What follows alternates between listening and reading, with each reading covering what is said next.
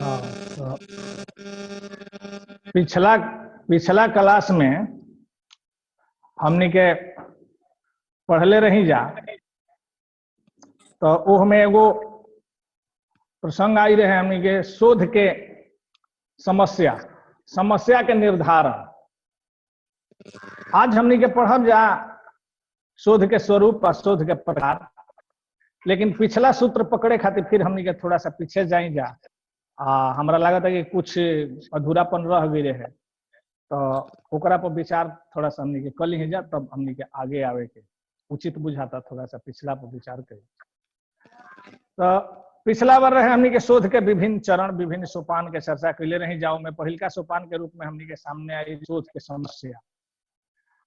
रुआ लोग हम बतौले रही कि कहीं कहीं कुछ शब्द ऐसा अवतरण सा कि जैसे भोजपुरी में ओकर अर्थ ग्रहण करे में परेशानी होता है।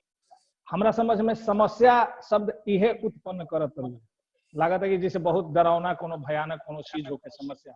बात ऐसा नहीं है। एक एगो एथी के रूप में का कहल जाला, पर्यायवाची पर लिहल जाओ और समस्या के जगह प्रश्न रख दिहल जाओ, शोध के प्रश्न, तो चाहे शोध के विषय रख दिहल जाओ शब्द, तो ओकर अर्थ स्पष्ट हो जाता समस्या के जगह। तो समस्या पर विचार करत हमने के विचार के लिए रही जा कि ह का, तो वस्तुतः समाधान खातिर कोनो प्रश्न के सामने ले आई उहे शोध समस्या। समाधान करे खातिर कोनो समस्या के सामने ले आई उहे शोध के समस्या है। तो एकर जौन विवृत मूलक अर्थ भइल, विस्तारित अर्थ जौन वो का भइल, वो इहे भइल कि ऐसन कोनो प्रश्न, ऐसन कोनो समस्या सामने प्रकट कइल, सामने ले आइल, जौना के उद्देश्य ओकर समाधान कइल होखे। ऐसन कोनो प्रश्न, ऐसन कोनो समस्या, ऐसन कोनो विषय सामने ले आइल जौना के उद्देश्य ओकर समाधान कइल होखे, एकरे के का कहल जाई, शोध समस्या। एकरे निर्धारण कइल जाए पहिलका चरण में, एकरे निर्धारण कइला कि आखिर हमार विषय का, आखिर शोध के प्रश्न का बा, आखिर हमार शोध के समस्या का बा, एकरे के सामने ले जाला, तो ओकरा के शोध समस्या के निर्धारण कहल जाला। जैसे तत्काल में रहुआ समझ ली, तत्काल में कोरोना चलता खूब धुआंधार, तरह तरह के विचार आ रहल बड़ी सा, शोधार्थी दुनिया भर के पैदा हो गई, बड़े बरसाती मेढक जैसे शोधार्थी डेगे डेगे जेने जाई तेने, केहू कहता हैजा से आइल, केहू होइजा से आइल, केहू हो ईश्वर के मारी हो, केहू कहता आदमी के मारी हो, केहू कुछ। तो मान लें कि तत्कालीन समस्या, तात्कालिक समस्या बा, समाज विज्ञान के प्राय विषय हो जाता। अभी साहित्य अब तो एक रचना हो रहल बड़ी सा, आगे चल के साहित्य के विषय बनी, साहित्य पर शोध होई एहू पर। लेकिन अगर एकरा पर शोध कइल जाओ, एकरा में समस्या के निर्धारण कइल जाओ, एकरा पर विषय बनावल जाओ, एकरा पर प्रश्न खड़ा कइल जाओ, तो बहुत सारा स्वरूप एकर सामने आई कि ना। जैसे मान लीजिए कोरोना समस्या समाधान, कोरोना के वैश्विक प्रभाव, कोरोना आ मजदूर वर्ग, आजकल देखा था नहीं कितना मजदूर वर्ग परेशान बा, कोरोना प्रशासनों के सामने कुछ चुनौती बा, कोरोना भारतीय संस्कृति, बहुत लोग कह रहल बा कि भारतीय संस्कृति लौट रहल बिया कोरोना के माध्यम से, तो इहो एगो शोध के विषय हो सकता हुए, बहुत कुछ हो सकता। कोरोना के आर्थिक प्रभाव, कोरोना के वैश्विक प्रभाव, कोरोना के राजनीतिक प्रभाव, देखा था नहीं चीन अमेरिका में टन रहता, कूटनीतिक प्रभाव। तो एगो कोरोना पर शोध के कई गो समस्या सामने आ सकता। आ ई समस्या जब कोनो शोधार्थी ले आई तो काहे खातिर ले आई, मनोरंजन खातिर ना ले आई, लोगन के डरवावे खातिर ना ले आई, कोनो राजनीति पॉलिटिक्स करे खातिर ना ले आई, का खाए ले आई, समाधान करे खातिर। वो समस्या के सामने ले आई समाधान करे खातिर, एकरे के कहल जाला शोध के समस्या। अब हमरा लगा था कि रुआ लोग के शोध समस्या शब्द के अर्थ स्पष्ट हो गई है कि कोनो विषय के सामने ले आई, ऊ काहे खातिर, ओकर समाधान करे खातिर। तो इहे शोध समस्या भइल।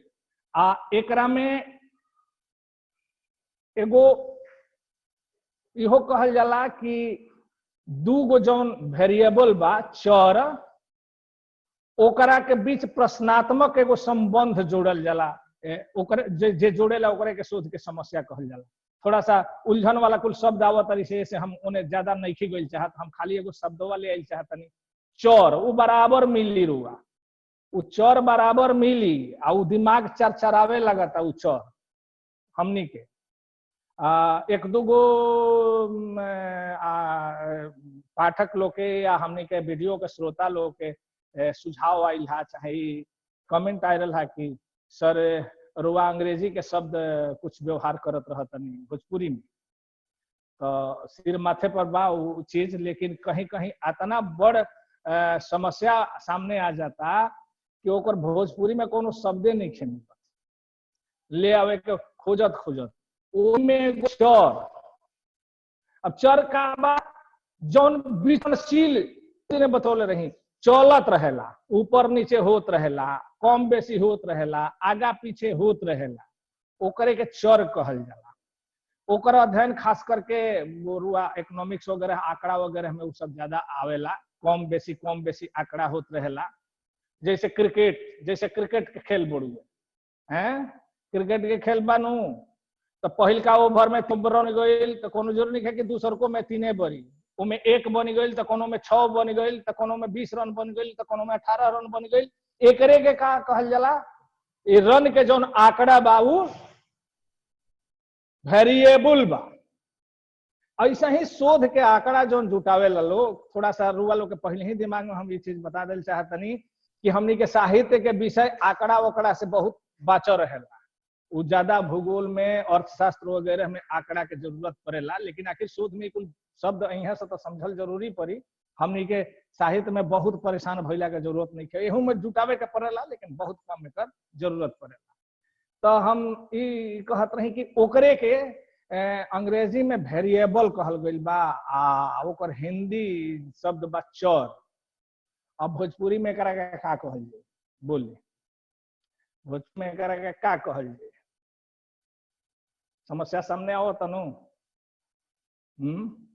कुछ एक घड़ी बहुत भोजपुरी पर सूरज जी के कुल विभाग बहुत काम कर रहा बड़ुए, थोड़ा सा छोड़ देव रुआ वो लोग के सामने के भाई ये चर के भोजपुरी खोजलो।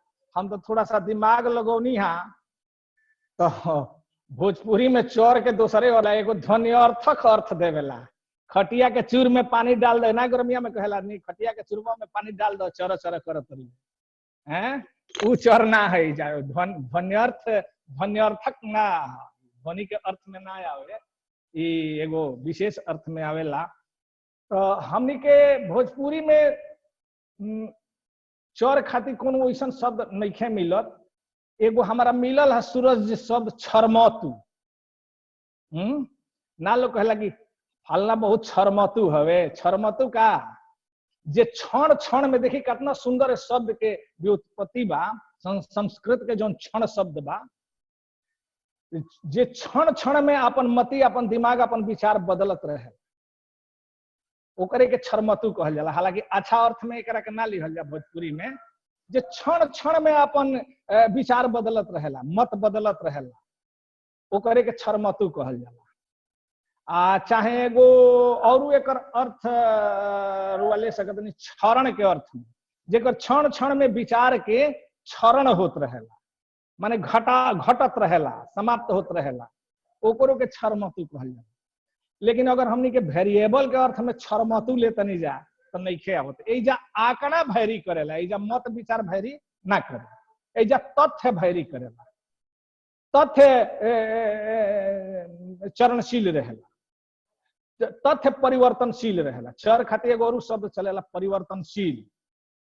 तो एजा आंकड़ा तथ्य परिवर्तनशील रहेला, विचार ना रहे कोनो व्यक्ति के, तो इहो ना होई।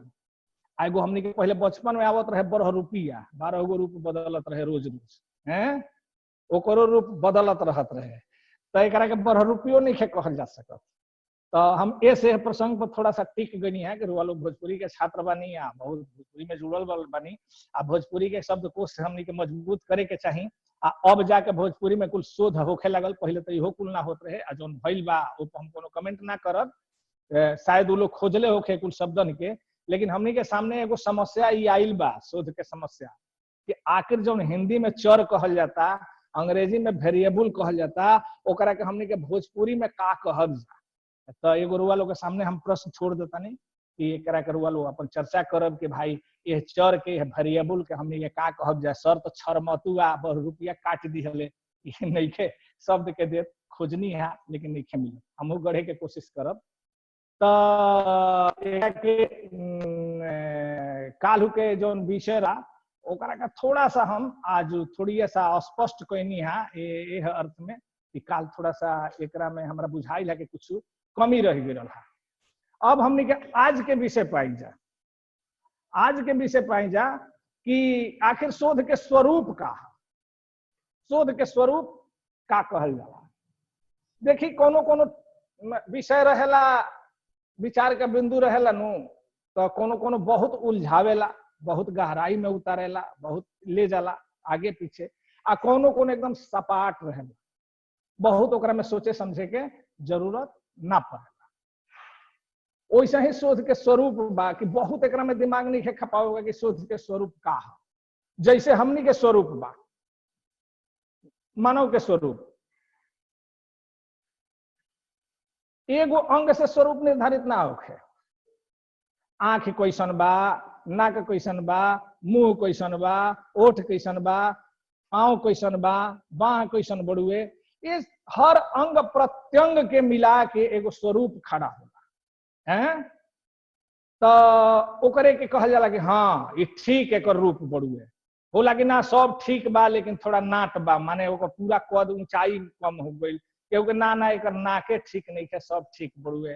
केहू कही कि ना अखिए घिचिर घिचिर बड़ुए। तो कोनो अंग अंग प्रत्यंग के स्वरूप में परिवर्तन भइला से संपूर्ण स्वरूप में भी कुछ ना कुछ परिवर्तन आ जाला, कुछ ना कुछ ओकर स्वरूप में अच्छाई बुराई पैदा हो जाला। जैसे रुआ लोग गृहस्थ घर के होखब तो जानत होखब, अगर ही बहले बने तो कुछ गृहस्थी वाला चीज याद आ जाता। पहले बैल उल किने जे आदमी मेला में तो कहीं है नु छौ छोट बा, छौ छोट बहुत अच्छा मानल जाला सा हैं। रुआ लो ना जानत हो छौ छोट का, देखी लो सिंह छोट, ई ना के बड़का सिंह वाला होके पुहर लगे लगा देबे सिंह। सिंह छोट, कान छोट, ई लटकल है, पूंछ छोट, ठेहुन के ऊपर जो ना के पूंछ रहेला ओकरा के तेज मानल जाला। आई का कहल जाला ऊपर हई जब खालन सहेजा रहेला ओकरा के थुथुनमा, ओकरा के का कहल जाला थुथुनमा के छोट, ऊ छोट, मुंह छोट। तो छौ गो छोट, नाभि छोट, ना कि लटकल होखे, नाभि झूलत होखे, ना भी छोट। तो छौ गो छोट बैलन में लोग खोजत रहे तो कहस कि हाँ ई सही बड़ुए, ई बैल नाद चरण पर शोभा दी, चले में तेज हुई, सब ठीक रही। लाद छोट, देखी धरकल मत होखे। तो ये छौ गो छोट खोजत रहे लो, तो ओकरे के बैल के सही स्वरूप मानल जाता है।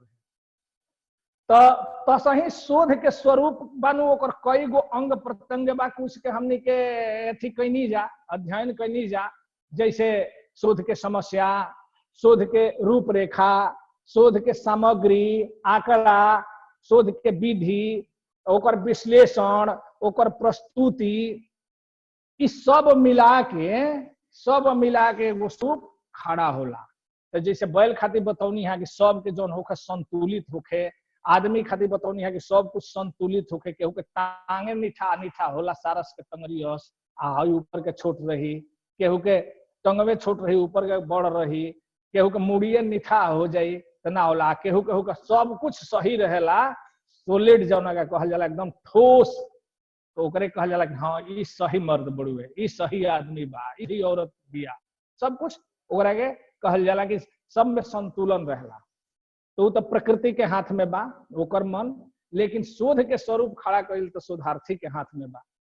तो ओकर संतुलन, सबन में संतुलन रहे के चाहिए, ई ना कि बिखराव हो जा, कोनो के खूब लंबा ले खींचले चल जाई बेमाने मतलब के बकवास, आ कोनो में मूल तथ्य छूट जा, कोनो में खाली तथ्य भर रहे, विवेचने विश्लेषण मत होखे। तो जितना एकर अंग उपांग बा ओकर जौन मूल आधार बा, मूल धर्म बा, ओकर जब रक्षा हुई संपूर्ण समस्या शोध में, तो ओकरे के शोध के स्वरूप कहल जाए। तो हमरा लगता है ये बात रुआ लोग के बुझा गई हुई कि जौना जौना अंग से मिल के, अंग उपांग से मिल के शोध के एगो स्वरूप खड़ा होला, उस सबन में एगो संतुलन होखे के चाहिए।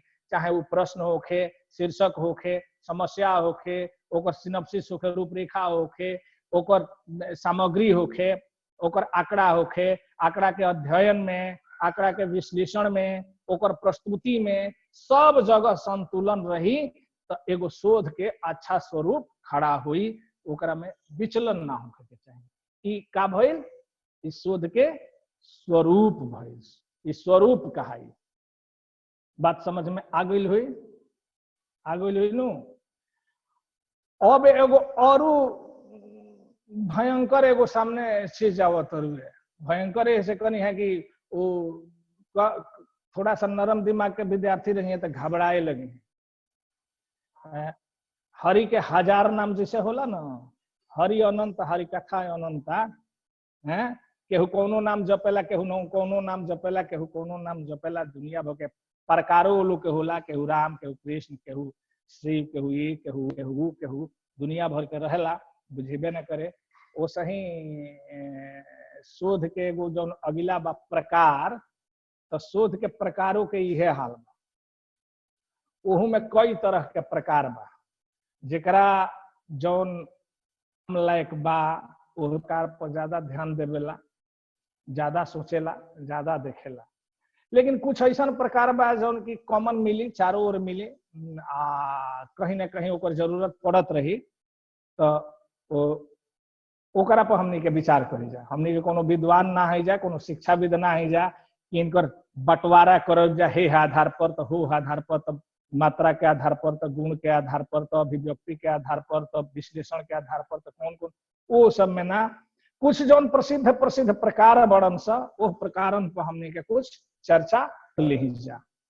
तो मूलतः जौन बा एगो होला मात्रात्मक, जौन मात्रा पर आधारित रहेला, संख्या पर आधारित रहेला, गणना पर आधारित रहेला। वो खास करके वो समाज विज्ञान एथी के समाज विज्ञान के विषय में ज्यादा कामे आवेला।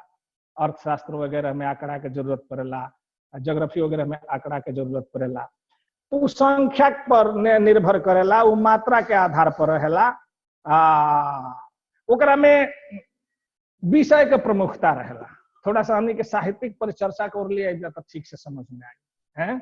थोड़ा सा हमनी के उदाहरण से समझ जाता ठीक से समझ आई। जैसे हमनी के साहित्य में एगो निबंध विधा होला, निबंध होला नु, तो निबंध में दूगो होला निबंध, एगो विषय प्रधान, एगो विषयी प्रधान। विषयी प्रधान के ललित निबंध कहल जाला। तो विषय प्रधान रहेला, विषय के प्रधानता। जैसे गाय पर हमनी के बचपन में होत रहे नो कि गाय पर लेख ली हैं, तो गाय चौपया जानवर, गाय के दूगो आंख, दूगो सिंह, दूगो हई, दूगो हऊ, अपन होला, गोबर देले, ई देले, ऊ देले, ओकर फायदा होला, दूध देले, मिठाई बनला, सब होला। वो विषय, वो विषय प्रधान हो गई। आ एगो विषयी प्रधान होला ललित निबंध, जौना में विषय के प्रधानता ना रहे, लेखक के विषयी के प्रधानता रहेला, माने निबंध लेखक के प्रधानता रहेला। ओकर पूरा अवसर रहेला एने ओने हाथ पांव मारे के। तो लेखक के वो जब प्रधानता हो जाला कि वो गाय शब्द सामने दे दे, तो गाय के ए अर्थ में न्याय ले आके कोनो सीधा सीधा सीधा सीधा सीधा व्यक्ति, सीधा सीधा आदमी खातिर लेके अथी कर दी, सीधापन खातिर कर दी, वो देश काल से भी जोड़ दी, वो माने फैले के पूरा अवसर रहेला ओकरा में। खूब घूम घाम के आके तब विषय पर आई, एने होने के बाद करके तब विषय में आई। वो मन लालित्य उत्पन्न करेला, आनंद उत्पन्न करेला। वैसे ही मात्रात्मक, जैसे खूंटा में कोनो बाछा के बांध दे, तो खूंटवा के चारों ओर इर्द गिर्द में जितना ओकर दायरा बा पगहवा जितना में रही उतने में दौड़े। अब पगहवा खोल दे तो ओकर देखी कुलाच मारल, पूर्व पश्चिम उत्तर दक्षिण सब गाड़ा दे, ठीक इहे हाल बा विषय प्रधान निबंध में, विषय प्रधान निबंध। विषय प्रधान निबंध में खूंटा से बंधा रहेला लेखक, खूंटा के इर्द गिर्द माने विषय रूपी खूंटा के इर्द गिर्द ही रहे के पड़ला ओकरा। आ विषय प्रधान में उहे खुल जाला भूड़ी, भूड़ी छटक गई, लेखक के लागल खुदे जेने मन बा ओने कुलाच भर। तो वही से मिलता जुलता मात्रात्मक शोध के स्थिति बा कि एमे शोधार्थी जौन बा विषय से पूरा बंधा रहेला, माने विषय के प्रधानता हो जाला। ओमे जौन विषय कही रहल बा, जौन मात्रा कही रहल बा, जौन आंकड़ा कही रहल बा, ओकरे इर्द गिर्द रउआ रहे के बा, ओकरा से एने ओने रउआ नइखी जा सके। और बिल्कुल दूसरका होला गुणात्मक, नामे से बुझा जात हुई ई गुण पर आधारित रहेला एवं मात्रा अर्थ ना रखे। विषय में का गुण बढ़े, विषय में का विशेषता, ओकरा पर ही आधारित रहेला। एकरा में कोनो विषय बा, कोनो समस्या बा, ओकर रुआ अध्ययन कैनी तो ओकरा में का पौनी, का ओकर विशेषता बा, ओ विशेषता के भी विश्लेषण होला। तो एकरा में मात्रा कोनो अर्थ ना रहे, एमे वस्तु के गुण, विषय के गुण अर्थेला, आ ओकरा से ज्यादा गुणी के विचार रखेला, विषय से ज्यादा विषय के विभिन्न विश्लेषण का ओ विचार ज्यादा महत्व रखेला। और ओकर विचार विषय में निर्मित हुआ अनुभव के आधार पर, कार्य व्यापार के आधार पर, अनुभूति के आधार पर, संवेदना के आधार पर इस सब काम करेला, विवेचन क्षमता के आधार पर इस सब कुछ में काम करेला। कारुआ वो विषय के अध्ययन करके कारुआ अनुभव कैनी, कारुआ इंट्यूशन अनुभूति भइल, कारुआ ओकरा में और का विचार बनल, कौन कौन ओकरा के समझे खातिर क्रिया कैनी, सबके बाद रुआ हृदय में का भावना जागल, का संवेदना जागल, इस सब चीजों में महत्व रहेला, सब कुछ ये रहेला। तो एकरा में विषय के नाम महत्व होके केकर महत्व हो जाला, विषयी के ज्यादा महत्व हो जाला। विषय सामने बा, मात्रात्मक में विषय सामने रहेला लेकिन स्पष्ट रहेला और ओकरे इर्द गिर्द रहे के पड़ेला। लेकिन गुणात्मक में सामने बा, ओकर अध्ययन कैनी, महसूस कैनी, अनुभव कैनी, अभिव्यक्ति कैनी, राउर दिल का कहलस, राउर दिमाग का कहलस, सहन के ओमे मेल है, के का कहल जाला गुणात्मक। ज्यादा हमनी के जौन विषय शोध बा वो गुणात्मक रहेला, वो गुणे पर आधारित रहेला, हमें मात्रा बहुत ज्यादा अर्थ ना रखे बा, बहुत कहीं कहीं ओकर जरूरत पड़ेला, कोनो कोनो ऐसा विषय सामाजिक स्तर से पकड़ा गई ओकरा में वो जरूरत पड़ेला। तो ई हो गई गुणात्मक। एगो होला वर्णात्मक, ज्यादा शोधार्थी लोग के पसंद पड़ेला, वर्णनात्मक, वर्णन कइल जाला। लेकिन वर्ण आधार का है, वर्णन क्या होला, आंखों देखा। कबीरदास कहले बड़े ना कि तू कहता कागज की लेखी, मैं कहता आखिन की देखी। तो वो कहले बड़न आखिन देखी आ कागज लेखी। अभी जो हमनी के गुणात्मक कोई है जा वो लगभग कागज लेखी पर बा, लिखल बा किताब में, पत्रिका में, हेन तेन पढ़नी, समझनी, बुझनी। एगो होला आखिन देखी, जौन आंख से देखनी ओकरे वर्णन करतन। तो वर्णनात्मक में आंख के महत्व ज्यादा होला, सामने जो प्रत्यक्ष घटना होला ओकर वर्णन कइल जाला। जैसे रुआ शोध में सर्वे उर्वे करे गई, सर्वेक्षण करे गई गांव देहात में, हेने तेने विषय से संबंधित जौन पौनी जौन देखनी ओकरा के जे के रखनी, ओकरे के वर्णनात्मक कहल जाला। तो वर्णनात्मक में का रहेला मूल कि ओपर आंखिन देखी, सच्चाई, सत्य जौन घटना बा, जौन आंख के सामने घटित भइल, जौना के हम प्रत्यक्ष अनुभव कैनी, जौना के हम एगो हिस्सा बननी, जौना के हम प्रत्यक्ष देखनी, ओकर अगर हम वर्णन करतनी तो ओकरा के वर्णनात्मक शोध भई, वर्णनात्मक शोध भई। तो ओकरा में प्रधानता हो जाला सामने सामने देखल सत्य के, अनुभव कैल, प्रत्यक्ष अनुभव कैल सत्य के हैं। एकरा में जौन वेरिएशन होला चर, ओकरा पर शोधार्थी के नियंत्रण ना रहे, ऐसे कि घटना क्षणे क्षणे ओहू में बदलत रही, अभी कुछ देखनी, कभी कुछ देखनी, अगला क्षण कुछ, काल परसों कुछ, चौथा रोज कुछ, महीना दिन बाद कुछ, साल भर के बाद कुछ, तो लंबा चले वाला प्रक्रिया। तो ओकरा में जौन चर होले से वेरिएबल, वो ओकर पर शोधार्थी के नियंत्रण ना रहे। ओकरा में गुणात्मक में रहेला, लेकिन एकरा में ना रहे। तो ई का भइल वर्णनात्मक। एगो और प्रसिद्ध बा विश्लेषणात्मक, ओहो बड़ा प्रयोग साहित्य के लोग करेला, यही से ज्यादा साहित्य के क्षेत्र वाला हम ले आवत हैं। विश्लेषणात्मक, विश्लेषणात्मक सब कुछ विवेचन विश्लेषण पर आधारित रहेला। ओमे ज्यादा पढ़ के प्रश्न के सामने ले आके ओकर अपना दिमाग के अनुसार, अपन क्षमता के अनुसार ओकरा के टुकड़ा टुकड़ा में बांट बांट के ओकर विश्लेषण कइल जाला। काहे, कैसे, कब, इस सब के अनुसार ओकरा के विवेचन विश्लेषण ओकरा के कइल जाला। तो ओकरा के हमनी के विश्लेषणात्मक कहिल जाला। विश्लेषणात्मक जौन आगे के विषय सामने, सब कुछ सामने रख दिया रहेला, सब कुछ जुटा के सामने रुआ के रख दिया, सब सामान आ बैठा दिया, कहाई के विवेचन विश्लेषण कर। हई लोटा हाथना कैसे तिलक के सामानमा सामने रख दिया ला, आ लोग विवेचन लगेला करे। हई पितरिया बा तनी छोट हो गइल बा, हई तनी बड़ चाहत रहे, हई फुलवा वाला थी बात हमका केले बा, विवेचन विश्लेषण करत रही।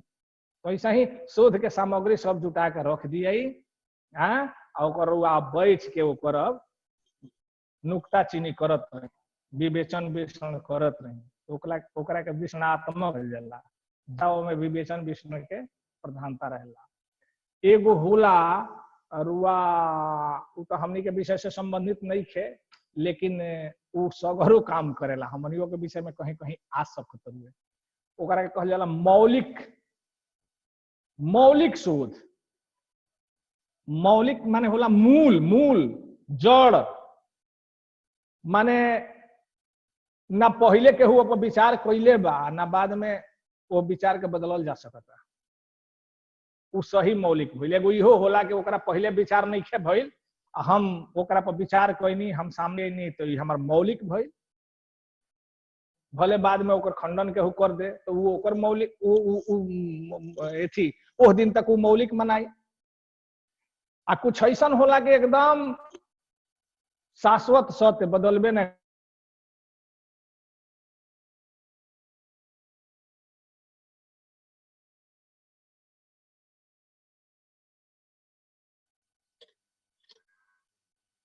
के गुरुत्वाकर्षण की धरती अपना ओर खींचे ले वस्तु के, आज तक इस सांच बड़ुए, ओकरा पहले केहू विचार ना किले रहे, लेकिन आज तक इ मौलिकता बनल बा कि ना। न्यूटन के जौन सिद्धांत बा कि धरती के गुरुत्वाकर्षण होला, अपना ओर खींचे ले, एकरा के आज तक केहू काल ना, बदलल ना। इ खास करके विज्ञान वगैरह में यह शोध के ज्यादा का कहल जाए, माने क्षेत्र ज्यादा मिलेला, स्कोप ज्यादा बा, क्षेत्र ज्यादा बा, तो ओकरा के हमनी के मौलिक शोध कहल जाला। एगो प्रायोगिक शोध अनुयुक्त कह सकिया, में ज्यादा व्यवहारिक बात रहेला, व्यवहारिक स्तर पर ओकर निदान कइल जाला। ओकर सामने जाके ओकर जौन आंकड़ा बा ओकरा के देख के या सुन के समझ के व्यवहारिक स्तर पर ओकर निदान कइल जाला। ओकरा के प्रायोगिक चाहे अनुप्रयुक्त शोध कहल जाला। जैसे मान लीजिए कि कोरोना, हम कोरोना के ज्यादा उदाहरण देता नहीं, काहे बम्बई में ज्यादा फैलता, दिल्ली में काहे ज्यादा फैलता, पटना में कम काहे बा, तो ई काहे हैजा बा, काहे होइजा बा, कैसे होइजा आइल, काहे हैजा ना फैलल, वैश्विक स्तर पर अमेरिका इटली ज्यादा काहे पकड़ाइल, काहे धराइल। एकरा के जो तात्कालिक समस्या बा, एकरा के हमनी के व्यवहारिक स्तर पर जब सुलझाइब जाऊ मसला के, एकरे के कहल जाला प्रयुक्त शोध, अनुप्रयुक्त शोध। तो ए तरीका का बा। एगो औरू कतना कुल गाई आदमी, एगो औरू होला सैद्धांतिक, उ खास करके हमनी खातिर बड़ुए सैद्धांतिक शोध। सैद्धांतिक शोध शोध समझनी, रउआ लोग अगर भोजपुरी के आलोचना तो उतना अभी आगे नहीं बढ़ल, एक कहला पर थोड़ा सा भोजपुरी प्रेमी लोग खिसियाहू लागता, का करी, लेकिन सच्चाई बा हमारा जो दिखाई देता। तो ऐसे हम हिंदी के थोड़ा सा लौटत समझावे खातिर। शोध और गहराई में जाए, शोध के अर्थ समीक्षा होला, समालोचनो होला, और बहुत थोड़े थोड़े अंतर के साथ सब चीजवा लगभग अंत में एक निहन लागे लागेला बाहरी दृष्टिकोण से। तो हिंदी में रुआ आलोचना के विकास में रुआ जाए तो सबसे पहले काव्य शास्त्रीय आलोचना चलत रहे। काव्य शास्त्र में जो नियम आचार्य लोग संस्कृत में दे देले रहे, हई का रस हो, कौन रस बा, कौन छंद बा, कौन अलंकार बा, कौन रीति बा, कौन गुण बा, कौन दोष बा, इहे सब के आधार पर होत रहे। शांत रस बा तो वीर रस बा तो श्रृंगार रस बा तो विप्रलम्भ बा तो संयोग बा, तो वैदर्भी रीति हो तो गौड़ी रीति हो, तो माधुर्य गुण बा, तो ये अधिक पद दोष बा तो का बा ओह आधार पर होते हैं। एकाएक हिंदी आलोचना में एगो आचार्य रामचंद्र शुक्ल जैसन आलोचक के उदय भइल, आ उ कहले कि ठीक बा, रस बा, हई बा, वो कहले कि सब ठीक बा, लेकिन जौन साहित्य लोक मंगल के कामे नइखे आवत वो ठीक नहीं है। साहित्य अगर रचना होता और से लोक के मंगल नइखे हो, तो लोक के कल्याण नइखे हो, तो साहित्य कोनो औचित्य नहीं है। तो वो अपन एगो सिद्धांत बनौले कि जौना साहित्य में लोक मंगल के भावना रही, लोक कल्याण के भावना रही, वो करे कि हम श्रेष्ठ साहित्य मानव। आ वही लोक मंगल के एगो सिद्धांत निर्मित करके कसौटी आ कसे लगले, तो में तुलसीदास के सबसे श्रेष्ठ पौले, कहले कि ना, तुलसी में लोक मंगल के भावना बहुत ज्यादा बा। तुलसी के नायक राम अपना खातिर कुछ नहीं करत, जौन करत रहे वो लोक खातिर करत रहे। आ कबीर दास को खारिज कर दिले, कहले कि मार डांट फटकार के एकदम भड़का दिले रहत रहे, इनका डांट फटकार से लोक के कोनो मंगल होके जाए वाला नहीं। क्या माने सो एथी में बताओ तनी, माने कबीर प्रेमी लोग भड़की मत, हमहू कबीर के बहुत बड़ माने प्रशंसक हैं। इनकर यह कहनाम रहे कि लोक मंगल के भावना जौना साहित्य में जतने ज्यादा रही उहे उच्च कोटि के साहित्य। तो वो अपन एगो सिद्धांत बनौलन। रामविलास शर्मा के में गरीब दोष की बात से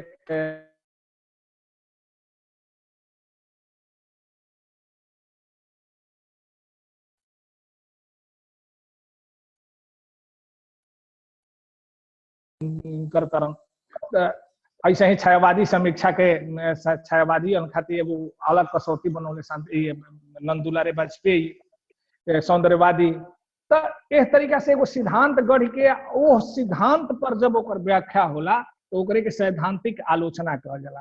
ठीक यही तरह से सामग्री अध्ययन के बाद, सामग्री चयन के बाद जब एगो कोनो स्थिर सिद्धांत हो जाता शोधकर्ता के अंदर, आ वो सिद्धांत पर ओकरा के परखता देखता आ ओकर विश्लेषण विवेचन करके ओकर निष्कर्ष निकालता, तो ओकरे के सैद्धांतिक आलोचना कुछ बोल रहल बा, सैद्धांतिक आलोचना कहल जाला। तो ए तरीका से हमनी के देखनी जा कि आलोचना के आलोचना कहतनी शोध के स्वरूप का बा, थोड़ा सा समस्याओं पर विचार कर लेनी जा पिछला बार वाला। का ओकर स्वरूप कैसन होके के चाहिए, आ ओकर कई गो कैसन प्रकार होला, आ वो प्रकारन में कुछ महत्वपूर्ण प्रकारन के हमने के चर्चा कर लेनी जा।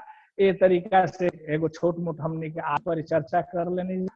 हमरा लगा था कि अब परिचर्चा के अब यही समाप्त कर जाओ, फिर आगे हमने कोनो चीज पर विचार करेंगे। धन्यवाद।